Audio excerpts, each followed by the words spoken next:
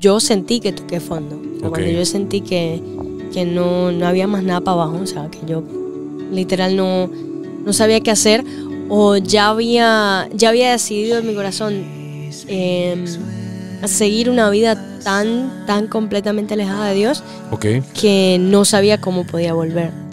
Y eso era lo que le pedí a Dios, o sea, no cómo vuelvo a que realmente me gusten tus cosas, o no cómo tengo un encuentro contigo, claro, para que realmente yo me enamore de la vida que es contigo, porque cuando uno está así piensa que la vida con Dios es aburrida, sí, o que se va a perder de ciertas cosas que el mundo ofrece, que dan placer y uno las disfruta, porque no es que el mundo no es malo, no, hay cosas que tú vas y tú te piensas que son buenas, lo que pasa es que son momentáneas, ¿no? Entonces, ¿cómo me enamoro de esa esperanza que Dios me da, o esa vida que uno va perfeccionando, claro, o una vida santa, por así decirlo, o de santificación con Dios, que me parecía aburrida en ese momento y en ese periodo que vine para acá, para Estados Unidos? Para mí es el primer momento que yo tuve cercanía con Dios, o sea, que sentí que de verdad Dios me había tocado desde toda mi vida.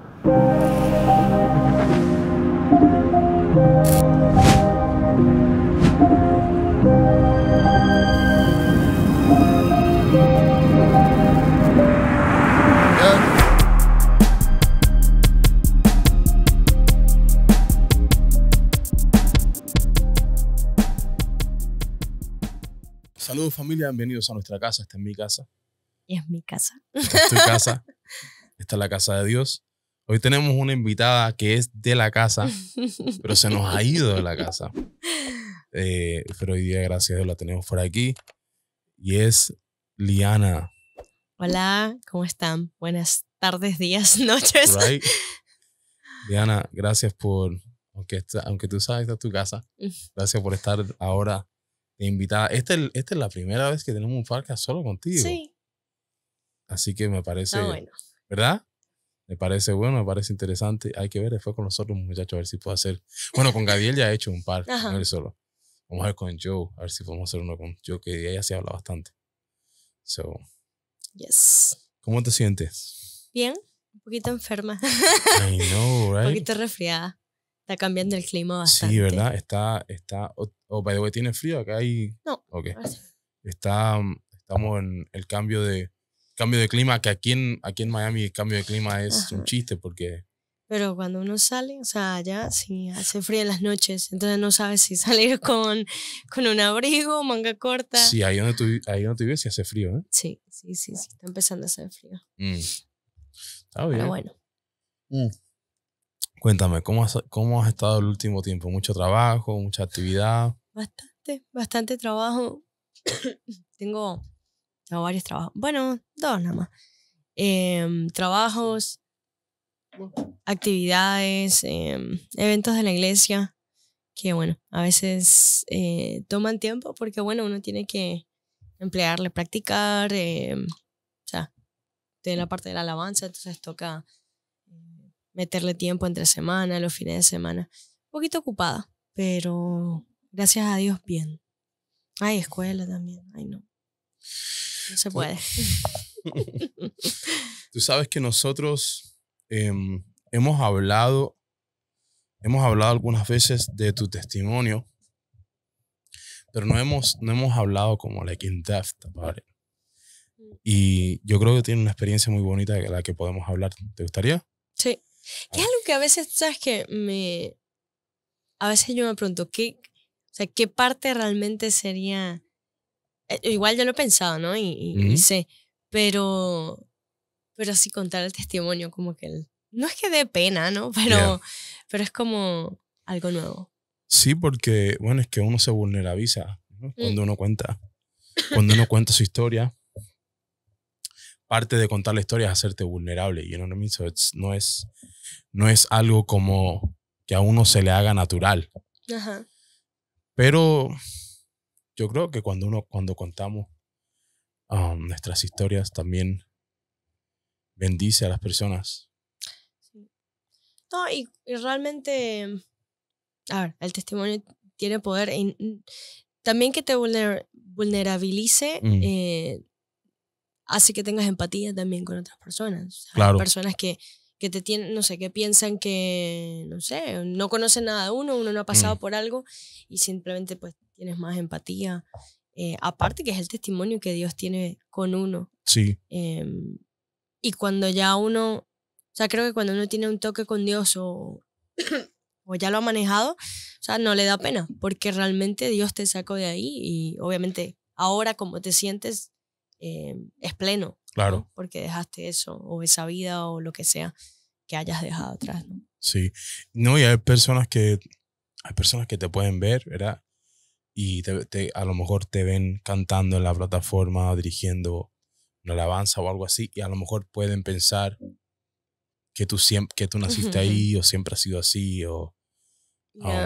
Y aunque, pues, claro, tú no tengas una historia como de que una historia así de que fuiste, tú sabes, de que fuiste una pandillera. Claro. Pero todas las historias son importantes. Eso no minimiza el poder de la historia, porque la importancia, mira, la importancia de nuestras historias es que Jesús nos ha llamado a ser pescadores de personas. Y entonces, una persona alcanza a una persona similar, porque las personas se sienten identificadas con las experiencias. Así que, tú sabes, por eso creo que es importante compartir las experiencias. Vámonos, ¿qué te parece si nos vamos a tu infancia? ¿Está bien? Sí. Tú naciste y creciste en Argentina, Buenos Aires. Sí, nací y me crié en Argentina, Buenos Aires. Ustedes estaban en el barrio Lanús, ¿no? ¿Siempre fue ahí? Ajá, un barrio ahí. Un barrio muy bonito. No hables mal de Lanús. Un barrio más malo. Un barrio malísimo. ¿Cómo fue tu escuela en Lanús? ¿Cómo fue tu educación? ¿Ibas a la escuela en Lanús o ibas a la escuela en otro lugar? No, iba ahí, iba a 2 cuadras de la casa. Okay. La primaria, que sería elementaria acá en Estados Unidos. ¿Cómo se llamaba la escuela? Número 66. ¿O es con número? Esa era con número. Las escuelas de los... ¿Y no tenía nombre? ¿Era número nada más? No, escuela en Chile la escuela tenían número, pero tenían nombre también. La de mi secundaria sí tenía nombre. Ok. Número y nombre. Pero esta nada más tenía... ¿Sabes qué? Ahora sí que lo pienso, creo que se llamaba José Martín. José de San Martín, escuela número 66. Ok. Mira qué curioso, porque yo fui a la elemental en Chile. Bueno, yo fui a la elemental, mira, fue a la elemental que allá es básica, en Chile, en Puerto Rico y en Filadelfia. Ya te puedes imaginar. La de Chile se llamaba República de Colombia y era el número 63. Por eso me pareció interesante. Porque son es una escuela del Estado. Del Estado. Entonces tiene sus números. Sí. Ok. Y el número, ¿te acuerdas si el número era por como nivel académico o era nada más el número de escuela por región o qué sé yo? No tengo idea. No, por académicos eso era el 1000. Pero no sé. Está bien. No sé por qué, solo me acuerdo ese nombre. No hay problema. Ahí fue interesante, fue complicado para mí. O sea, yo siempre fui hija de pastores. También era la iglesia del barrio, o sea, era la iglesia que alimentaba a todos los muchachos que iban a la escuela. O sea, era un barrio pobre, muy pobre. Y siempre fui ahí desde los 6 años hasta los 11. Pero, no sé, no me fue muy... O sea, no es que me fue muy bien. Yo me llevaba... O sea, yo siempre sobresalía. Ok. Eras en la escuela. Ajá. ¿Cuál era tu carácter en la escuela? ¿Tenías muchos amigos? ¿Eras introvertida? ¿Eras extrovertida? Ahora eres extrovertida, pero en ese tiempo eras introvertida. ¿Qué dirías tú? Yo era extrovertida. ¿Siempre? Pero no tenía amigos. O sea, okay. No. Muy pocos amigos. Ajá. Pero ¿tenías amigas que recuerdes? O sea, no. La verdad, yo pensaba que sí, o por lo menos creía que sí, pero no, o sea, me usaban. O sea, Tú pensabas que eran tus amigas, sí, pero no. pero ellas no eran tus amigas. La verdad, no. O sea, nunca tuve así como Ok. que tú dices, no, mi amigo. No. Aparte que era una escuela a veces muy dramática ¿sabes? Se peleaban todo el tiempo y yo Ya. o sea, sí me peleaba. ¿Te peleabas? Sí peleaba. ¿Te peleabas en la escuela? Claro. O sea, porque me querían pegar. No, ¿Te acuerdas de tu primera pelea en la escuela? Sí, yo creo que sí. Creo que sí, yo tenía como 7 años. ¿Por qué te peleaste en la escuela? No, porque, por ejemplo, a veces los muchachos le querían, no sé, pegar a uno, entonces yo me defendía. Porque sí, por gusto. Porque sí. Eran problemas que tenían muchachos que tenían problemas de conducta, sus padres se habían separado. Okay. O sea, niños que estaban atravesando cosas de hogares así. con problemas. Sí. Ajá. Entonces la violencia era por gusto a veces. Sí. Y yo era muy nerd. O sea, ¿Tú eras nerd? ¿Eras una niña nerd? Siempre. Siempre lo fui, entonces... ¿Por qué? A ver, ok. ¿Por qué dices que eras una niña nerd? ¿Qué tenía que ver con las cosas que te gustaban? ¿Por qué? No, bueno, me gustaba estudiar. Ya. Y, o sea, estamos hablando de un contexto, de un barrio que la gente no estudiaba. O sea, los papás nunca como que se interesaban mucho porque sus hijos fueran buenos en la escuela. Ok. Hacía siempre las tareas, me sacaba... O sea, la máxima nota es un 10, yo sacaba un 9 y 10. Ok. Siempre los profesores o las maestras me tenían buena voluntad o me ponían de ejemplo. Me ponían de ejemplo. Eras la niña, como la niñita buena del salón. Ajá. Ok. Entonces, aparte que yo era muy respetuosa con las maestras, entonces como que... Tú sabes, hay un versículo en la Biblia que dice, ser santo como yo soy santo. Entonces, los sábados, ¿te acuerdas que un tiempo que la iglesia se repetían antes de la escuela bíblica se repetían los... Eso es santidad. Un verso. Y entonces, no, eran en el servicio, ¿verdad? Servicio, sí. Y entonces, yo estaba sentado con mi madrina, Janet, ¿te acuerdas? ¿Conoces a Janet? Sí, sí. Estaba sentado con ella chiquito. Y Janet me está diciendo el versículo en el oído para que yo diga un versículo. Y entonces ella me dice, ser santo como yo soy santo. Creo que San Juan 17. O primera de Pedro 1:16. Primera de Pedro 1:16. Y yo digo, ser santo como mi madrina es santa. ¿Verdad? Ser santo como mi madrina es santa. Todo el mundo se echa a reír. ¿Te pasaba algo así como que la maestra te traía adelante y decía, ser santo como Liana es santa? Literal, siempre. Y tenía un efecto adverso eso contigo. Ajá, o sea, como que... Te tomaban mala voluntad. Ay, sí, yo no sé. La verdad, ahora pienso y no sé. Porque yo era buena, o sea, no por nada, pero me portaba bien. Defendía a veces a mis amigas porque, no sé, los varones a veces le querían hacer cosas o pegar, lo que sea. Ok. Pero no sé si es que yo era muy inocente quizás y se querían aprovechar de mí. Okay. Pero bueno, cuestión, no fue una infancia así súper buena en la escuela. Siempre me usaban para la tarea. Ya, entiendo. Los muchachos, o sea, a veces me hacían bullying porque supuestamente yo era hija de... Bueno, supuestamente no, era hija de pastores. Okay. Y obviamente la iglesia daba frente a la calle que uno tiene que caminar para ir a la escuela. Eso, ser hija de pastores fue un tema de problema para ti. Sí. Okay. Sí, o sea, y siempre eran, ahora sé, ¿no? O sea, siempre eran personas que tenían un hogar súper mal, o sea, destruido. Entonces eran gente agresiva, se me arrodillaban. Burlándose. ¿Cómo se te arrodillaban en la calle? No, en la calle, escuela. En la escuela. La santa, así. Como que burlándose de que uno creía en Dios. Me cargaban como, con la Virgen María, que nada que ver, porque uno era evangélica. Espérate. Que te cargaban es que te molestaban. Ajá, me estás cargando ya, ok. Te cargaban con la Virgen María, ok. Ajá. Pero... Sí, porque para una persona que dice esto, te cargaban, es que te molestaban con la Virgen. Ya. Y entonces. Pero ya ahí, o sea, no fue muy linda porque obviamente para mí me sentía agredida. Claro. Emocionalmente y todo eso. Aparte que te pareces un poco. Tienes el pelo Tiene el pelo negro, la tez blanca. Y cuando, Aparte era buena, y cuando eras niñita seguro te parecía a la Virgen. No, y era santica. Y las o sea, niñas, no, las niñas, la Virgen María, qué mala. La gente no... o sea, okay. Yo no salía, no... Era una niña buena. Yeah. Y bueno, después... después. Ok, yo creo que tú siempre fuiste una niña muy buena. Sí. No, nada que después. Pero mira qué interesante. Entonces tuviste persecución. Tuviste una persecución cristiana por ser hija de paz.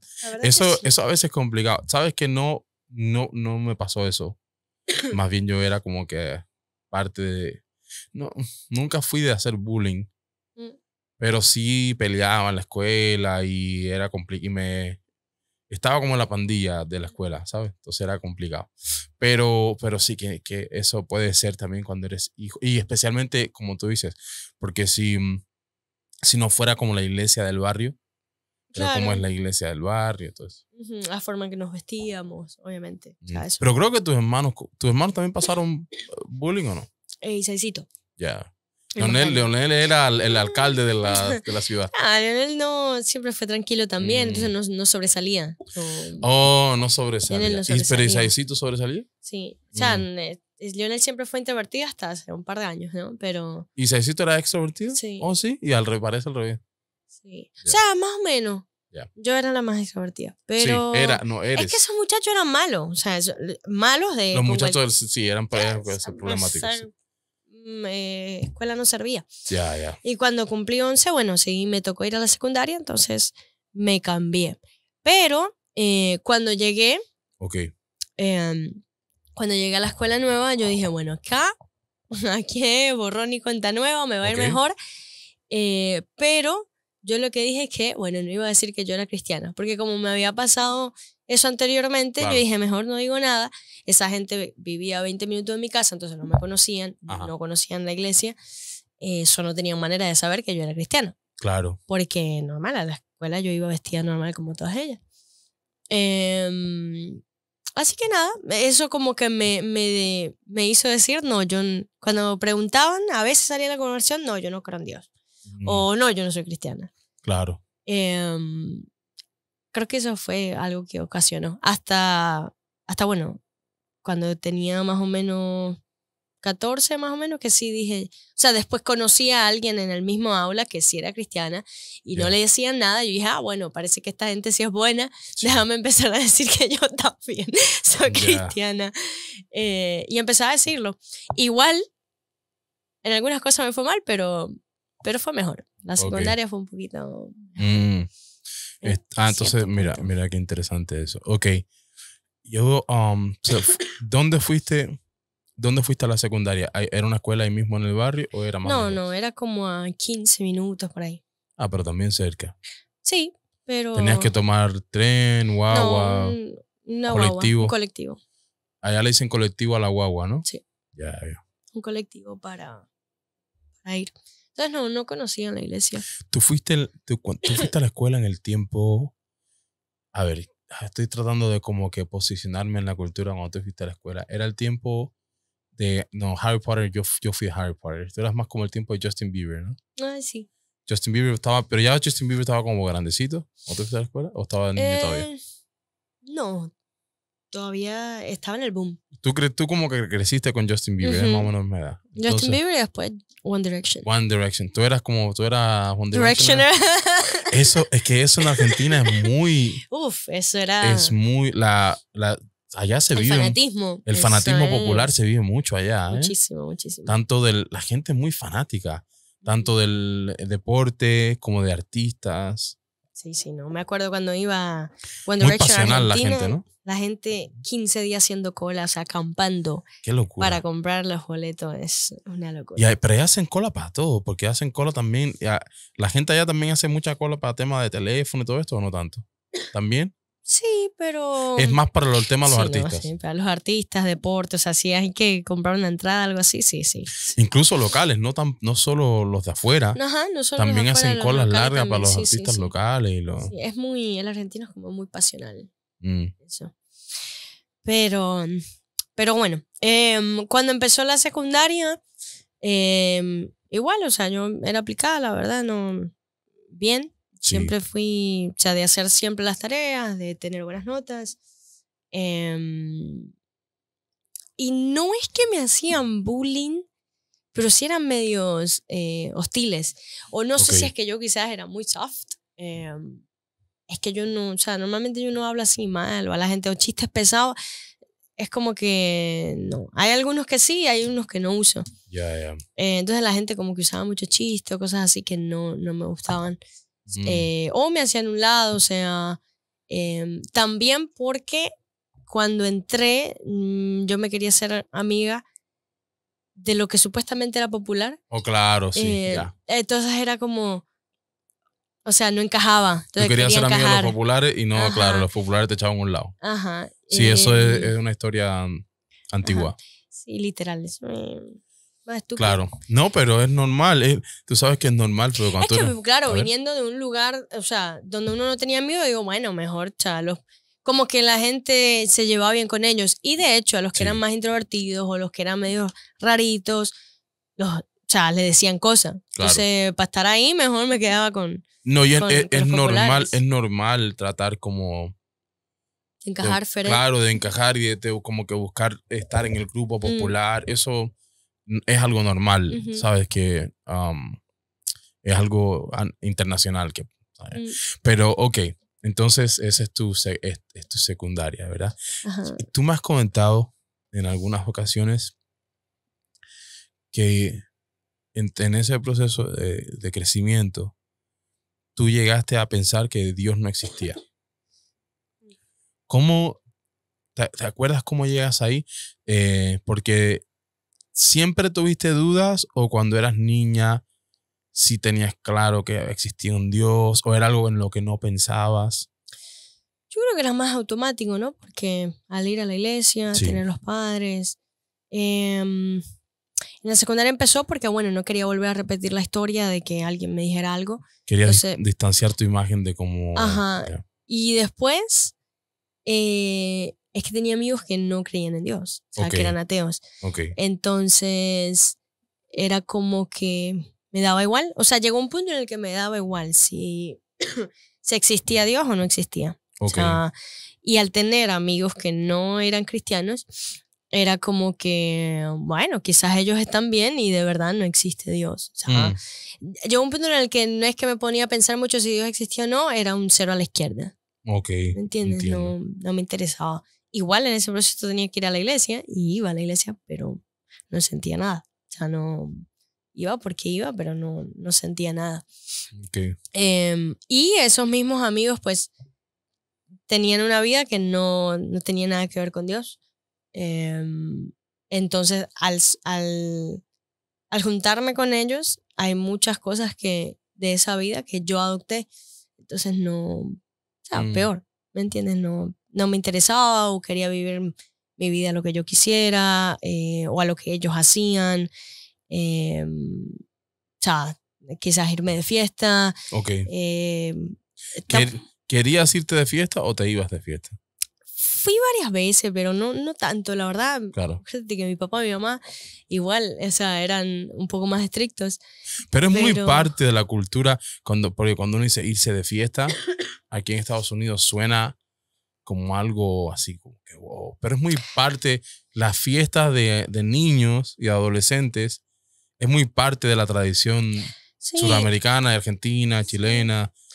Bueno, pero tampoco eran fiestas, o sea, eran fiestas hasta las 6 de la mañana y ahí había, o sea, había igual alcohol y todo eso. Pero es muy normal. Sí, es muy normal. Es muy normal que los adolescentes y los niños participen de fiestas de casa. ¿Ves? Que eso no es algo que es tan normal aquí en Estados Unidos. Sí, no, la primera yo tenía como 13, por ahí, 12, 13, pero esa fue, o sea, tranquila. Aparte duró hasta las 12, no es que, ¿sabes? Fui a algunas... ya cuando fui creciendo. Estamos hablando de que, por ejemplo, en Latinoamérica es muy común que a los 14, 15 años uno se vaya de fiesta hasta las 5 de la mañana. Sí. Por ejemplo, los 15 allá se celebran los 15 de 9 de la noche a 6 de la mañana. Claro. Entonces eso era muy, muy normal. O sea, yo tenía 14, 15 años. Pero sí, eso era lo que yo quería hacer. Obviamente, alguna fui. O sea, experimenté cosas con mis amigos igual. Claro. Allá es muy normal tomar cuando uno tiene 15 años, 16 años. Sí. O sea, supuestamente es para 18, pero o sea, nadie No, hace caso a eso. incluso en la casa. Te dan cuando tienes 10 años. Es muy normal a los niños darle Ajá. vino con agua. O vino con coca, o empiezan con el Fernet. Sí, es muy normal eso. Vino con Sprite, con jugo de naranja. Sí, es muy normal. Sí, o sea, cosas así leves. Claro. Y después, bueno, después sí en las fiestas dan de todo. Claro, claro. Pero eso era lo que yo quería hacer cuando tenía 15 años. Básicamente yo quería así como separarme más que nada de la iglesia. Me era un poco difícil porque vivía en casa de mis padres, Sí. pero no tenía nada que ver con Dios en ese momento. O sea, El tema era porque te querías sentir, no te querías sentir extraña, te querías sentir normal. no, O es ni que siquiera lo simplemente pensabas. o sea, quería experimentar otra cosa. Aparte, obviamente, estar rodeada de personas que hacían eso o que tenían una vida, o sea, libre, Claro. era como que, ok, déjame Sí. probar, porque supuestamente se sentían bien, ¿no? O sea, ellos decían Claro. que le encantaba esa vida y bueno, si a ellos les encantaba, quizás a mí también me iba a gustar. Sí, Y de hecho, bueno, me metí un poco en eso. claro. Ok. ¿Cuándo es que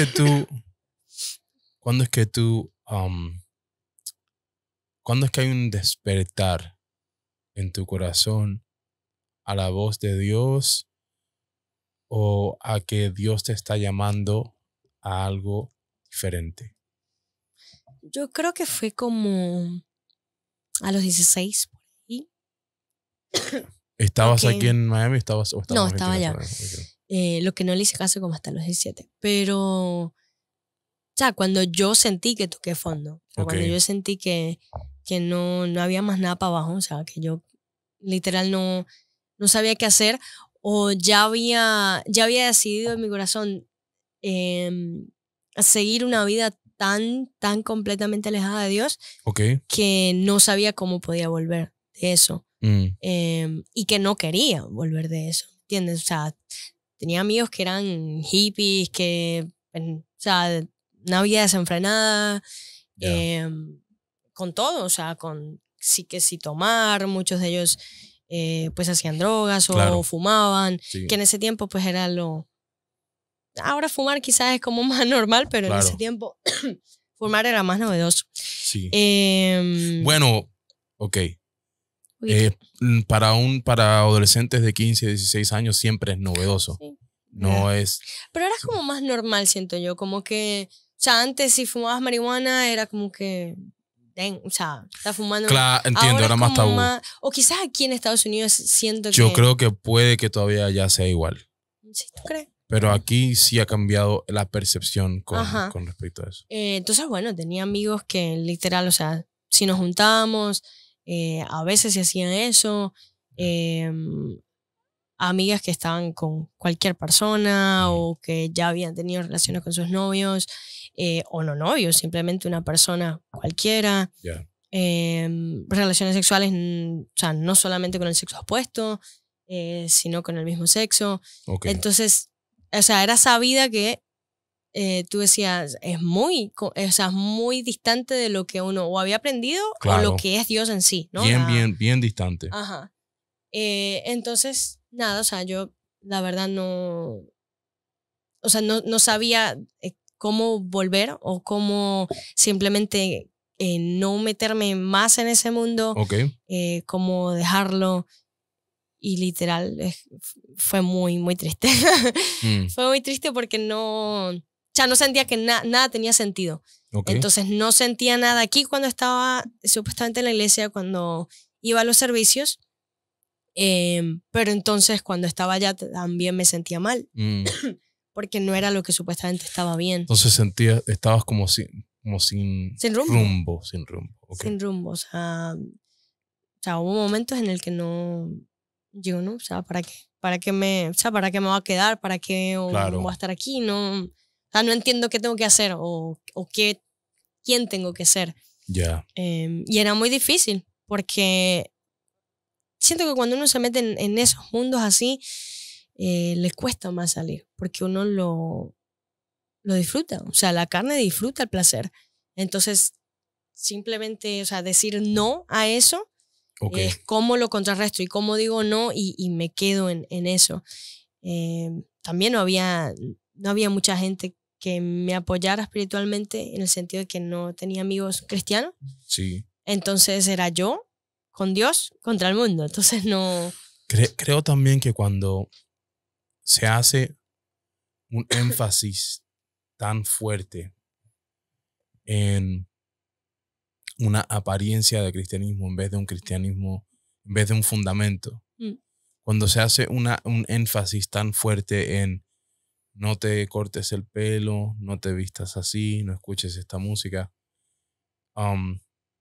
que todo eso es importante. No estoy diciendo que nada de eso, que las apariencias no importen.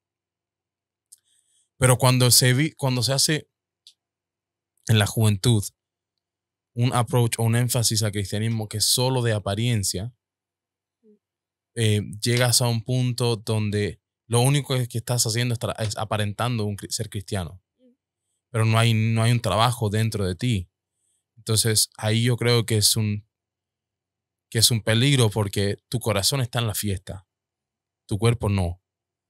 Tu corazón está con los muchachos de la calle. Tu cuerpo no. ¿Sabes? Entonces que solo estás no participando en las actividades que participan del resto de las personas solamente para agradar a alguien, pero no es que tu corazón no esté ahí. Claro.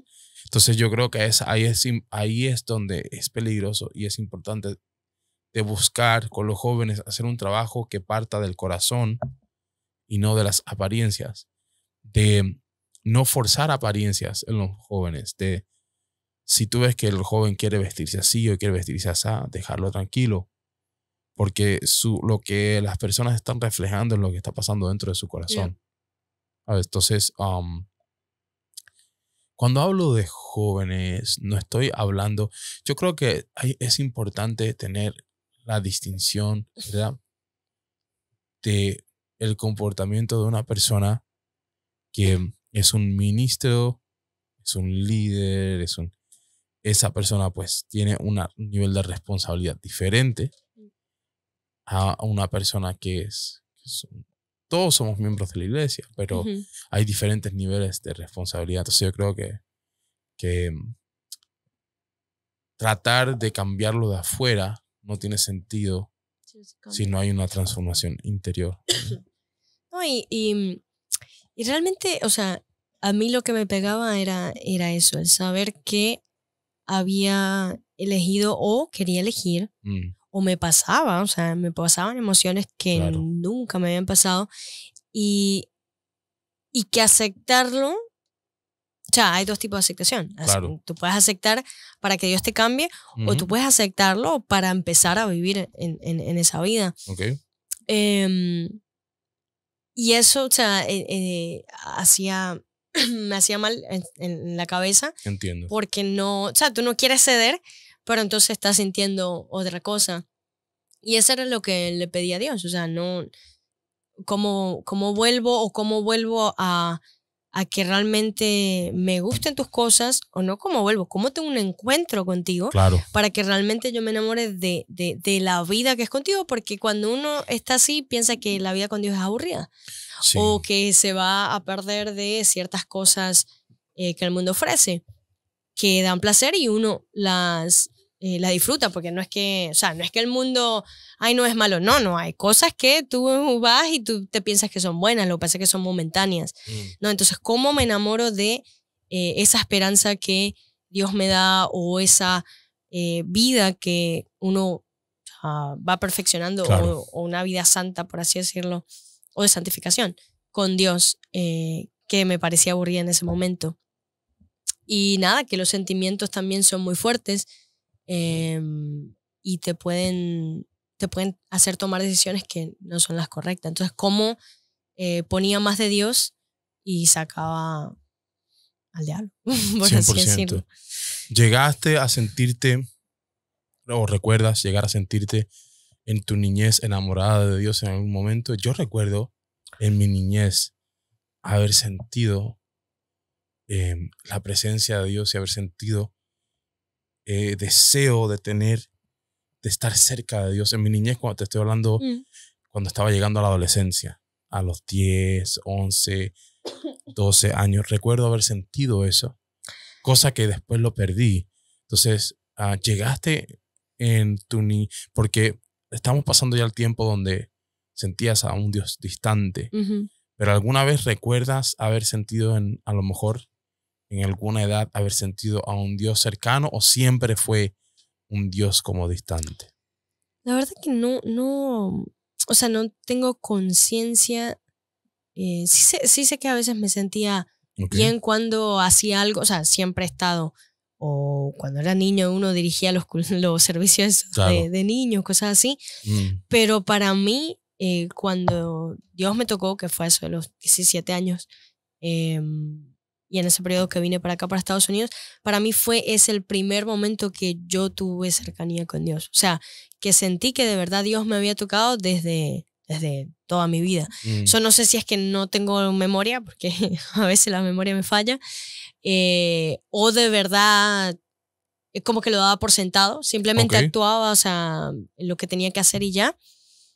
Y me parece que sí, que fue eso, que el primer toque fue cuando realmente Dios me llamó, o sea, que yo sentí que Dios me llamó, que fue eso de los 17, cuando vine a Estados Unidos.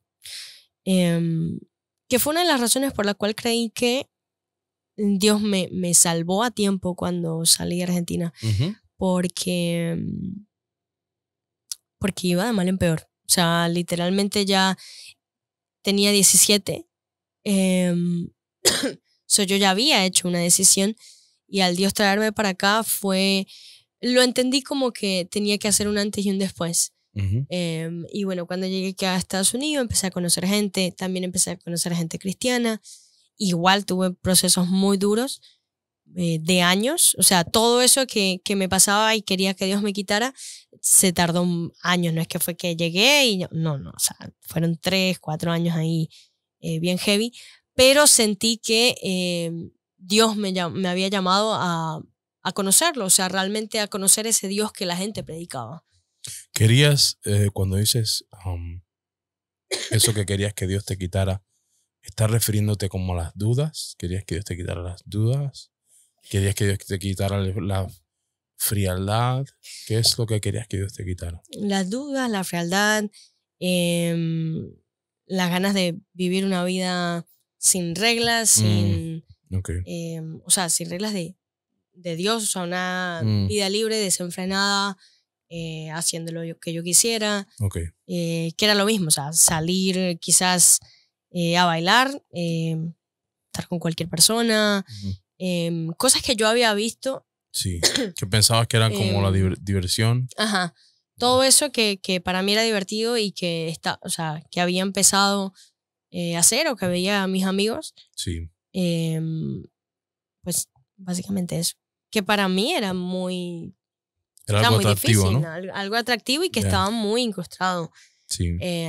Entonces, bueno, aquí empecé en el grupo de alabanza, y eso, o sea, me ayudó mucho. O sea, yo siento que Dios me dio un propósito, o sea, me dio esperanza de vuelta, y fue a través de eso, a través de la alabanza. Salías conmigo, con mi esposa cuando éramos novios, nos sacabas a pasear. Con Lady Diti, con Lady Jason. Sí, o sea, empecé a conocer gente también que tenía otros valores, ¿no? Y eso me ayudó mucho, aparte de las personas que Dios puso en mi camino, que bueno, yo elegí a una de ellas. Sí. Y la alabanza, la verdad que me ayudó mucho. Yo creo que Dios me sanó a través de eso. O sea, la gente me ve ahora y nada que ver a cuando yo cantaba, cuando llegaba, o sea, cuando llegué no, o sea, me sentí libre. Ese era, yo creo que cuando cantaba o empecé a cantar, fue el momento que yo me sentía libre, por ejemplo, para expresar mis emociones, para esto, lo otro. Cuando empezaste a cantar en el grupo. En el grupo de alabanza. También que empecé a entender qué era y qué era alabar. O sea, yo siempre he cantado, pero no sentía nada. Tú cantabas por cantar, porque de niña canta y cantabas. Exacto. Yeah. Pero cuando empecé a leer las letras de las alabanzas y que tenía que aferrarme a Dios de alguna manera, para mí fue la alabanza. Okay. O sea, siempre empecé a escuchar más alabanzas de Dios, más... sí, más podrías decir que a través de la alabanza Dios comenzó a ministrar y a transformar tu corazón y comenzaste a conocer más a Dios a través de la alabanza. Sí, totalmente. ¿Qué podrías decir que es algo importante que has aprendido para tu vida, algo importante que has aprendido de Dios a través de la alabanza? A confiar en Él. ¿Recuerdas? Vamos a regresar ahí, disculpa que... ¿Recuerdas la primera vez que escuchaste una alabanza que como que empezó a revelarte el carácter o el corazón de Dios de una forma que no lo habías visto antes? ¿Te acuerdas? Hubieron varias, pero una que a mí siempre me ayudó fue I Surrender, la de Hillsong Worship, por la letra. Okay. O sea, hablaba de rendir a Dios. Y yo siento que en mi personalidad, o sea, en todo ese proceso yo era muy autosuficiente. O sea, yo decía era como que no, yo no necesito a Dios. Okay. Que de hecho fue cosas que yo pensaba, no, yo no necesito a Dios, o ¿para qué necesito a Dios? Okay. Tú querías el control de tu vida. Ajá. Okay. Y era en cierto modo rebelde porque quería hacer las cosas a mi manera. O sea, siempre me costó entender de que Dios tuviese un plan o Dios tuviese un plan, un plan para uno o una forma de vivir. O sea, porque yo tengo que respetar algo que tú hiciste para mí si yo tengo mi propia vida. O sea, ¿me entiendes? No quiero, básicamente. Okay. Y esa alabanza me ayudó mucho. Después hay otras más. Reckless Love. Okay. Fue una que me encantó. Sí. Dry Bones. Dry Bones. Dry Bones fue antes, ¿no? Dry Bones lo escuchaste antes. Okay. Eso fue creo que en el 2000. ¿Podrías decir que Dry Bones fue una de las primeras que escuchaste que te empezó como a hablar a tu corazón? Ajá. Okay. Siempre me gustó mucho esa. Pero sí. Nuestra iglesia vivió un avivamiento en el año 2015. ¿Cómo recuerdas que eso afectó? ¿Tuvo eso alguna repercusión en ti o no? Sí, la verdad que sí. O sea, yo después de que fue en agosto, en noviembre se hizo un evento en Argentina. Ok. Y ¿De música, no? Sí, algo así. Okay. Y yo súper emocionada, que no sé qué. Como que me tocó el evento como tal. Yo quería venir, pero bueno, no se podía por la visa y todo eso. Y cuando fueron a Argentina sí me provocó acercarme más a Dios y tal, pero eso duró lo que duró el evento. Tuvo un tiempo de expiración. Okay. Literal, eso fue en noviembre y yo en enero estaba igual. En enero estaba igual. Y en marzo empezaba la escuela, entonces peor, porque me olvidé de todo eso. Y después el próximo evento fue en el 2007, que ya sí yo estaba viviendo aquí en Estados Unidos. Que ese evento a mí me tocó... La conferencia, fue la conferencia del 2017. De Rick Friends. Sí, yo fui, me acuerdo que yo fui. Sí, la conferencia si estabas vendiendo Worship Machine. Mira cómo pasa el tiempo. Pero sí, el evento del 2017 sí me tocó mucho.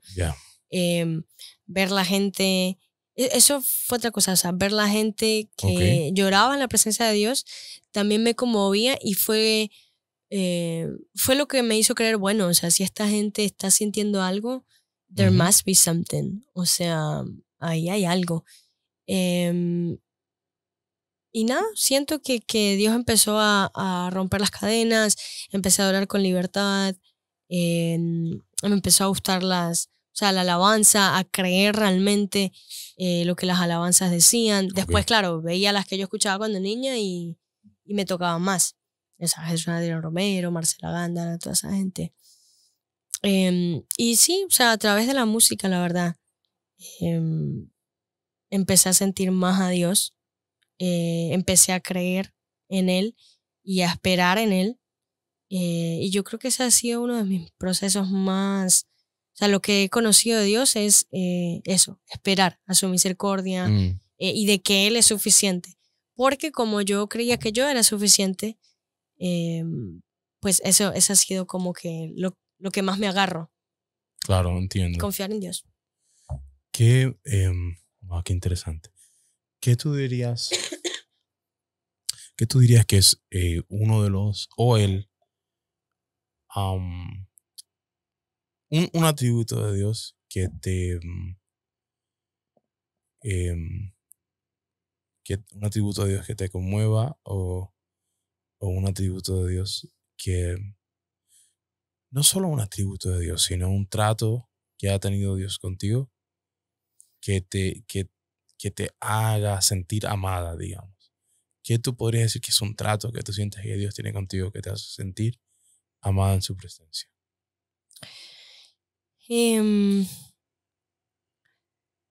Yo creo que primero estar viva, eso me da mucha... o sea, quizás no sea un atributo de Dios, pero estar viva así... Sí, es que, disculpa que te dije un atributo, después te dije un trato de Dios con...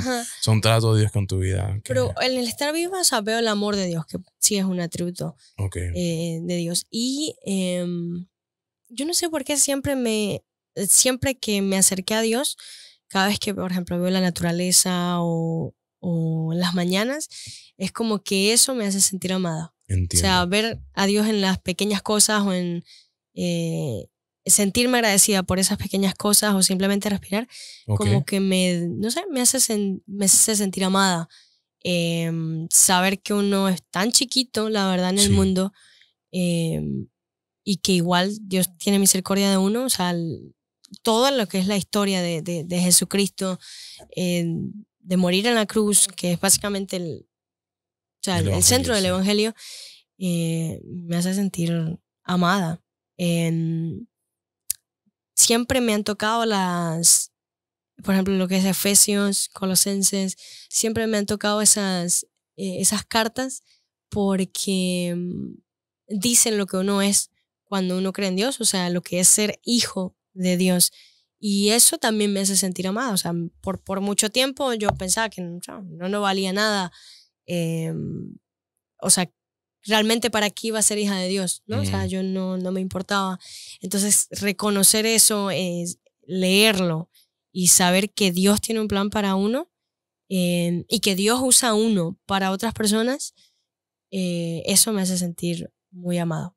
Porque, por ejemplo, en el grupo de alabanza, yo, o sea, hoy en día sigo estando en el grupo de alabanza, pero haber crecido en eso, o sea, en ese talento, por así decirlo, me hace sentir amada porque no es sobre mí, sino las personas que Dios toca a través de mí.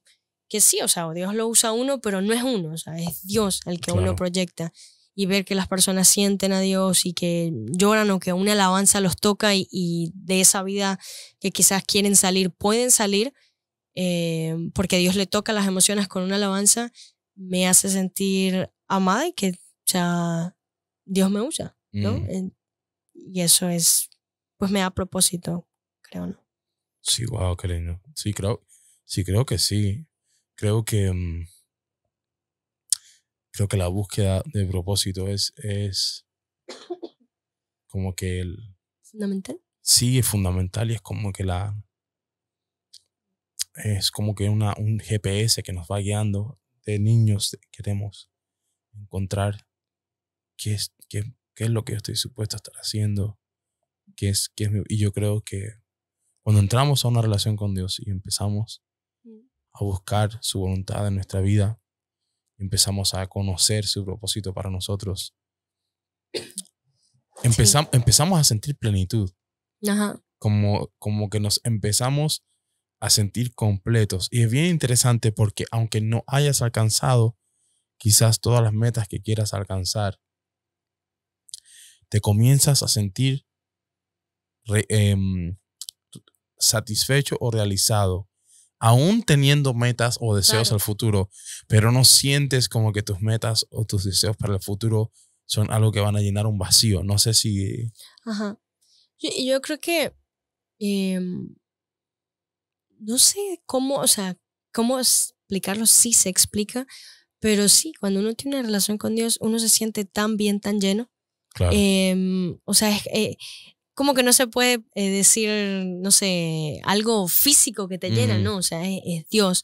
Es un sentimiento que uno nada más tiene, creo yo, con Dios, porque la verdad que yo he estado fuera de Dios y no me he sentido así. O sea, con gozo, con esperanza. Como dices tú, o sea, sí, el propósito. El humano de por sí quiere sentirse con un propósito. Exacto. Y yo sentí que Dios, o sea, yo siento que mi propósito con Dios, por más que la Biblia tiene un mandamiento, por ejemplo, para todos, que es compartir el evangelio, y uno debería hacer eso, yo siento que Dios me dio, en mi propósito, por ejemplo, es con la música, con la alabanza, con predicar también, o sea, me gusta hablar, pero predicarle a otros de eso, o sea, del amor de Dios, de lo que Dios puede ocasionar en tu vida, cómo puede sanar heridas, cómo puede darte esperanza, cómo no importa lo que hagas o cómo te sientas, Dios te puede sanar. Porque, o sea, yo cuando estaba mal hay personas sí que me ayudaron, pero nadie te puede sacar de ese fondo, o sea, claro. Realmente quien te saca es Dios. Y poder decirle a alguien eso es quizás llenarla de amor, o sea, gota por gota, como decía el Erickson, o sea, derribar las murallas que están alrededor de una persona y que Dios pueda entrar. Yo creo que ese es el propósito del que me enamoré.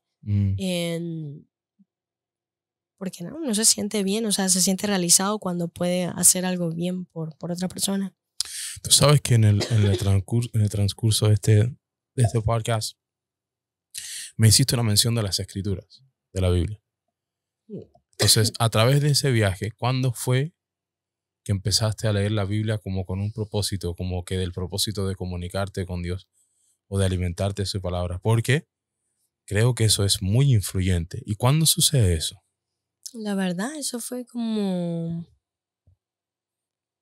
en el 2018, por ahí. O sea, eso fue como porque fue lo que más me costó. Es que me aburría. Entiendo. Me aburría leer. Pero sí fue como en el 2018 más o menos. Porque la verdad es que lo único, o sea, la alabanza está bien y todo eso está bien. Sí. Pero la palabra de Dios es la palabra de Dios. O sea, es como la verdad, es realmente te llena.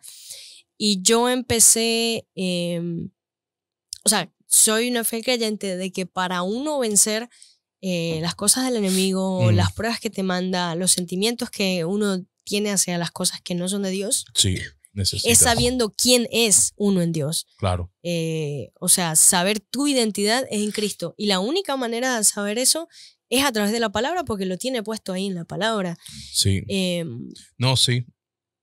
Y Pablo a los gentiles, yo creo que es por eso también le hablaba de esa manera, ¿no? Para que ellos supieran quién eran ahora en Cristo, o sea, una vez que habían conocido a Cristo. Y por eso siempre me gustó. Aparte que, bueno, en ese momento hacíamos los Connect, y los Connect, algunos habíamos... Con buena información, ¿no? Ajá, en Colosenses, que claro, no me acuerdo mucho ni todos los versículos, pero sé que hicieron un clic. Los Connect eran guiados a como a conocer más de la palabra de Dios. Qué importante eso. Y por lo menos me sacaban también la mente de otras cosas, y más en la Biblia. Leer, o sea, leer también me ayudó mucho, pero, o sea, leer, digamos, libros que no eran de la Biblia, pero sí, la Biblia, el Nuevo Testamento me ayudó muchísimo. Y luego de eso, o sea, luego de Efesios, Colosenses, que era lo que más leía, la vida de Jesús, o sea, la vida de Jesús me impactó mucho, y siempre me lo imaginé como una persona así calmada, como una persona en paz. Y yo quería eso, o sea, yo quería tener paz. Anhelaba tener paz, tener gozo, o sea, como que yo me lo imaginaba así a Jesús caminando así por la calle, tranquilo, no sé qué. yo quería eso, o sea, y ver esa personalidad es como que me enamoró, o sea, me enamoró de Jesús, por así decirlo. ¿Sabes algo que a mí siempre me ha gustado de Jesús? Entre todas las cosas, ¿no? Pero una cosa que siempre me ha atraído mucho del carácter de Jesús es que Jesús nunca estaba apurado.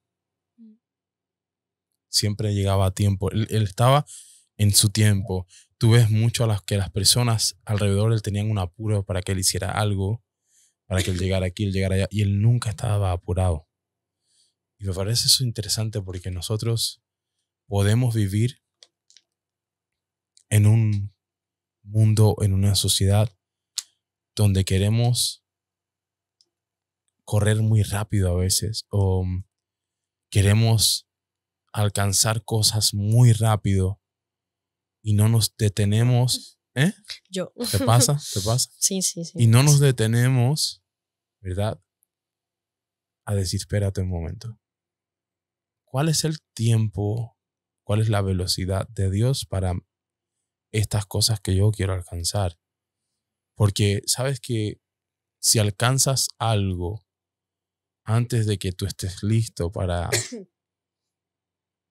recibirlo, ¿verdad? Puede que no lo valores. No te haga bien. No solo que no lo valores, sino que no te haga bien. Mira, a un predicador, no sé el nombre del predicador, pero un predicador hace un tiempo estaba hablando acerca de de la necesidad de morir. Y uno de los ejemplos que él usó fue el ejemplo de una semilla y que la semilla tiene que estar escondida en la tierra antes de poder morir, para que de ahí salga un fruto, salga una planta. Y la importancia de que hay cosas que tienen que morir para nosotros antes de que eso fructifique. Muchas veces Dios nos quiere llevar a un lugar donde no necesito el trabajo para sentirme lleno. No necesito la posición. No necesito el don, el talento. Mientras yo necesite eso es como una semilla que no florece. Entonces, nosotros a veces queremos que las cosas pasen a una velocidad, pero las plantas tienen que llevar su tiempo para crecer. Yo creo que eso o sea, me pasó, porque por ejemplo con la parte ministerial, por ejemplo, cuando yo empecé, o sea, que sentía que habían cosas que Dios tenía que sacar, yo igual era rápido, o sea, era como que, no sé, Dios líbrame de esto, pero líbrame ya. Y ahí, o sea, tuve que aprender a esperar en Dios, en el tiempo de Dios, y a contentarme con lo que estaba pasando, o sea, bueno, como le dijo Dios, bástate en mi gracia, o sea, bastarme en la gracia de Dios, claro, y en el tiempo y en el proceso que iba a tomar. Que ahora, claro, uno se da cuenta que los procesos son necesarios porque uno va madurando, o sea, espiritualmente. Sí. Y puede tomar años, o sea, meses, años, y te ayudan para ahora, ¿me entiendes? O sea, hay momentos en el que uno dice, no, quiere tirar la toalla, pero uno se acuerda de todo ese proceso que uno ha venido construyendo con Dios. Y dice, no, o sea, no puedo. O sea, ¿qué haría sin Dios? Exacto. Pero si hubiese sido quizás algo instantáneo o algo del momento, sí, o una emoción, uno no lo valorara de esa manera. O sea, yo creo que a través del dolor uno puede, a través del dolor uno empieza a confiar en Dios. Sí, tú sabes que algo que es importante también es el tema de echar raíces. Y las raíces primero se echan hacia adentro antes de que salgan hacia afuera. Y es sumamente importante echar raíces. ¿Y qué pasa? Que cuando tú estás echando raíces hacia adentro, no se está externalizando lo que viene.